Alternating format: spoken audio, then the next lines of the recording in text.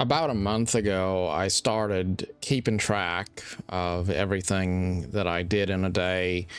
And I'm not saying necessarily keeping track down to the minute or anything like that, but really just mindfully making a point every single day. I gotta journal a little bit and make a note of here's what I did today, and then have a checklist of things that I want to do, like read a book or make a YouTube video or read a news magazine or whatever it might be, just kind of constructive activities, and then follow up to make sure I'm doing those things. And it's not that the things are really hard, it's just it's really difficult to force myself to work on being mindful in this way. And I really feel like it's very similar to my experience of learning how to save money and learning how to be a good steward of my finances, which is something that I don't worry as much about now as I did before, because it's not so much that I have bad habits I need to break now, whereas before I did. But now I look at my life and I think, well, I want to make sure I'm a good steward of my time. I want to make sure that I live a life that is something I'm satisfied with and content with when I look back on it. Or even to live a life which other people could potentially look at and maybe get some value out of.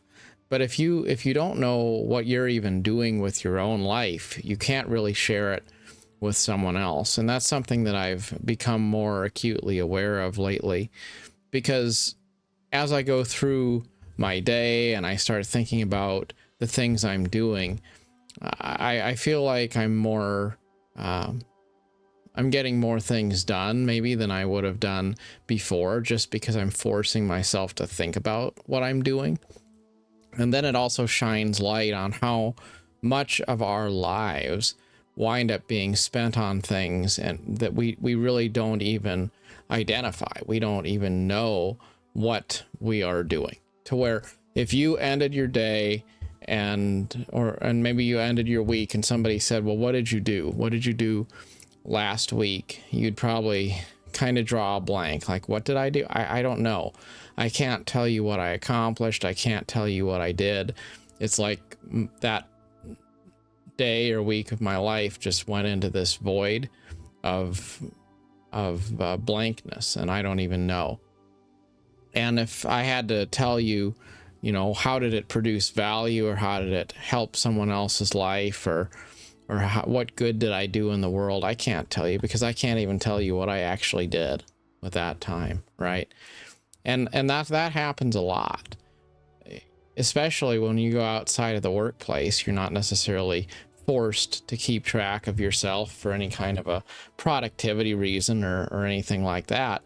And then there's all this time just spent scrolling your phone, spent sitting around. Maybe it's spent thinking you're gonna go play a game on the computer, and then you wind up just looking at the Steam library. You didn't even really log into a game because it just winds up being some kind of decision paralysis. And today I was playing some Skyrim because I've been playing Oblivion. That's the new thing everyone's excited about, which is amazing. But then I also started to think again, I still have a playthrough of Skyrim I'm working on, and I want to make sure I spend some time doing that. So I did that this afternoon, and that's kind of how my afternoon went. I get up in the morning and make the cup of coffee, go outside, and wind up talking to my neighbors. They're just a bunch of random silly guys hanging around, standing there on the sidewalk by the street, watching the day go by. So we just kind of BS'd a little bit, and then I went for a walk, came back in and started playing Skyrim. And what was interesting about this Skyrim experience is I wasn't looking at my phone while I was playing the game. I wasn't watching a YouTube video on the side. I wasn't doing some extra thing. I was just playing the game, Just trying to focus on learning things in the game and accomplishing things in the game, getting quests done, and learning about mechanics, because I just, there's a lot to learn actually about any RPG. If you actually try to pay attention, then you realize, beyond just the quests, there's things about the game that you probably don't know, or maybe even to finish a quest, you wind up needing to look up some sort of a guide or something on the web to figure out, how do you get through something or whatever. But just being mindful to say, I'm gonna be invested in this game world. I'm not going to be dividing my time amongst a bunch of other things. And there's stuff like, the stock market. I always look at that, and I want the stock market to go up. I want my investments to do well and all that kind of stuff. But ultimately, I don't need to look at it all day long. I need to look at it once a day so that I can make a decision about whether I need to buy or sell any positions, and that's about it. And there's so much stuff like that where you could spend 5 minutes and you're caught up and you're good. You don't need to put any more effort or time into it. Or you can spend a whole bunch of time, and then next thing you know, you're, a big part of your life is gone, and you spent it doing stuff that really didn't matter at all. And it's not about doing things that you think are extremely important. It's not about saying, okay, here's the short list of things I did today to change the world. Just make a point to know what it is you're doing, because if you don't know what you're doing, you can't really mindfully give consent to what you're doing.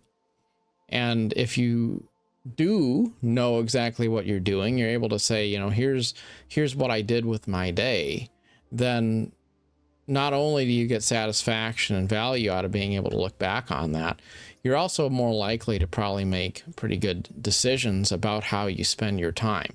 If all of the time you had in your life was actually mindfully spent in a deliberate way, where you said, here's how I want to spend this hour of my life, or here's how I want to spend these minutes or this day of my life, and then you proceeded to do that, then chances are your experience would be better, because very few people are going to say, I think I would like to sit down in the corner and scroll on my phone for the next 3 hours.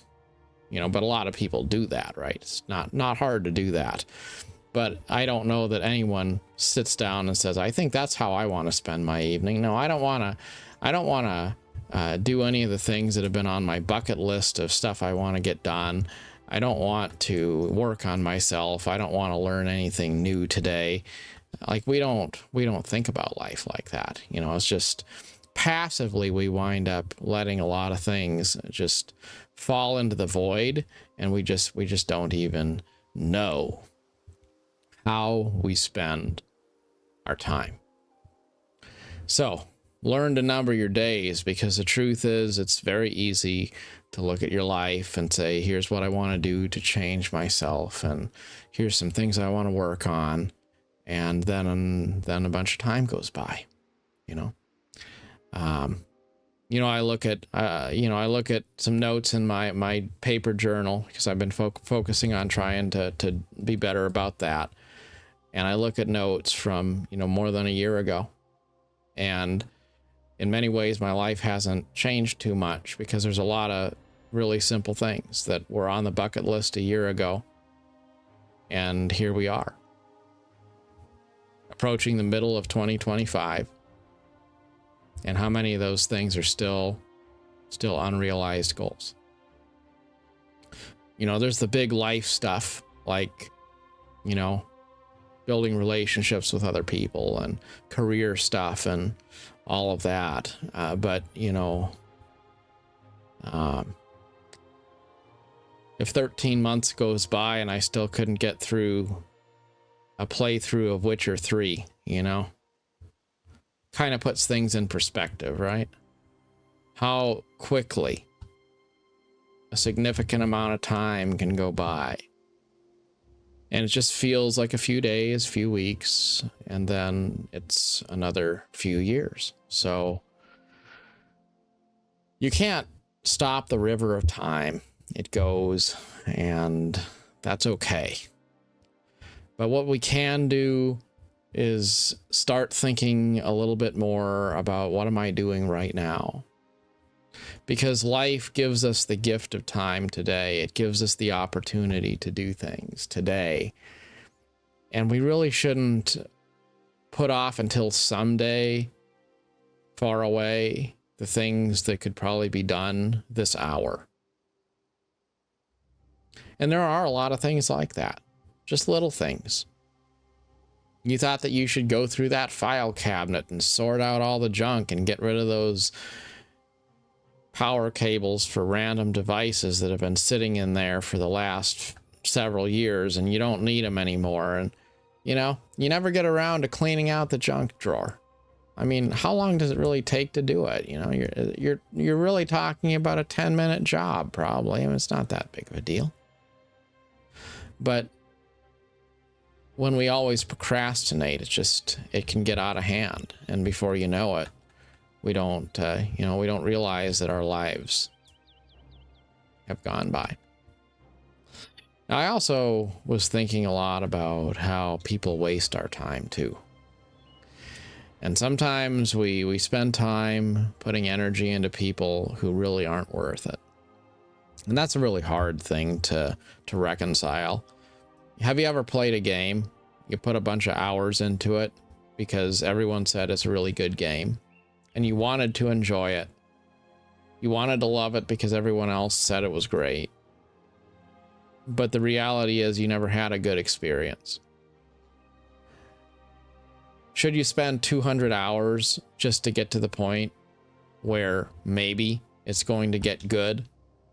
Or if you could step outside of yourself, what do you say? If a tree doesn't bear fruit, you just don't, you don't keep watering it, right? And I think there's a lot of stuff in our lives like that. It could be watching a bunch of doom and gloom kind of news cycle stuff, consuming political propaganda or whatever it might be. All the stuff, it's kind of ultimately just brain rot, but we convince ourselves it's somehow important. You know, like I don't need to know what's going on with the war in Ukraine. Yeah, I need to know. I need to know what's going on in the world to inform my life choices, investment choices, things like that. And I do have a passive interest in what's going on in the world too. But I don't need to spend hours and hours listening to people talk about all of their political opinions. I really don't. Because all I need is the information. I need a basic amount of information, which I can get in a little bit of time. And then if I'm going to start focusing on what it is I'm going to entertain myself with,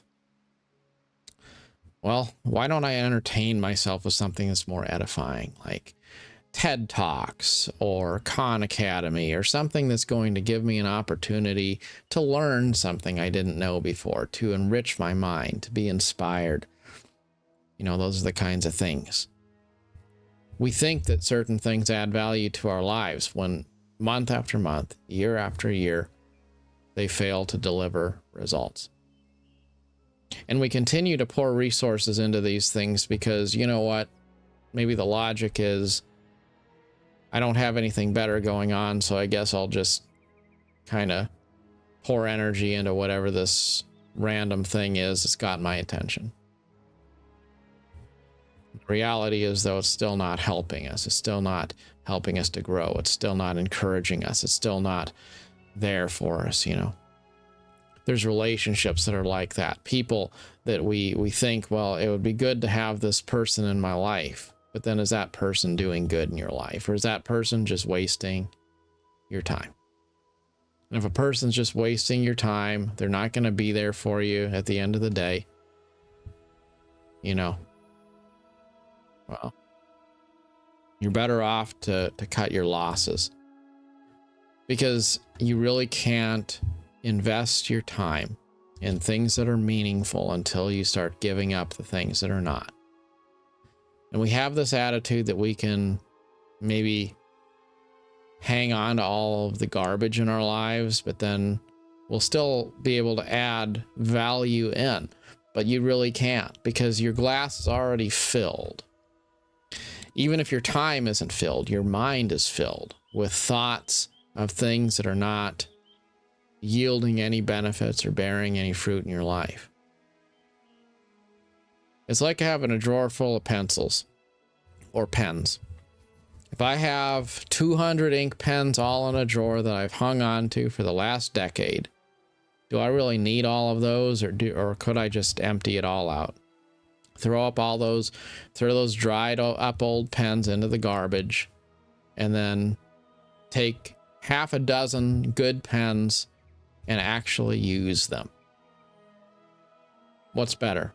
The 6 that get used, or the junk drawer full of them that are never really going to actually get any use at all, that maybe don't even work anymore?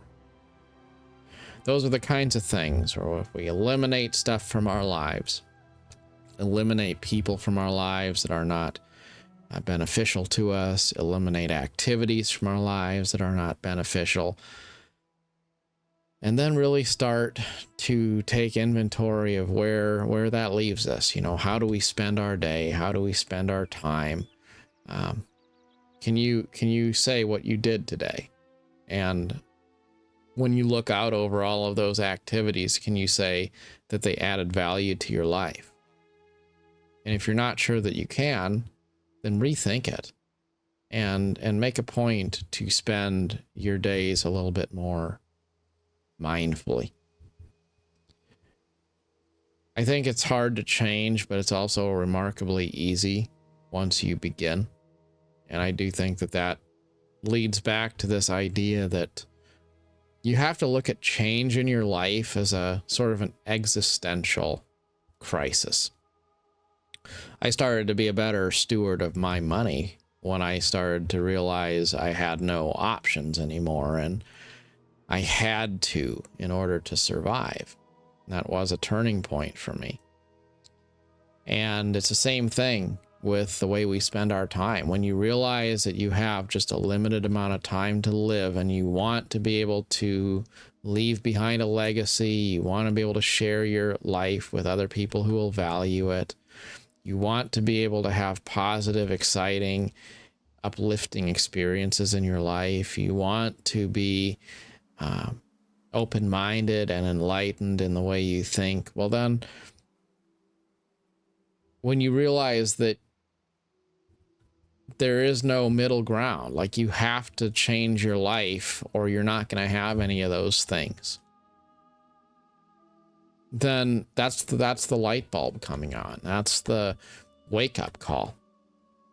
You know, it could be me just looking at my game library and thinking, you know what, I've been talking about finishing Skyrim for the last few years, and I still didn't do it, you know?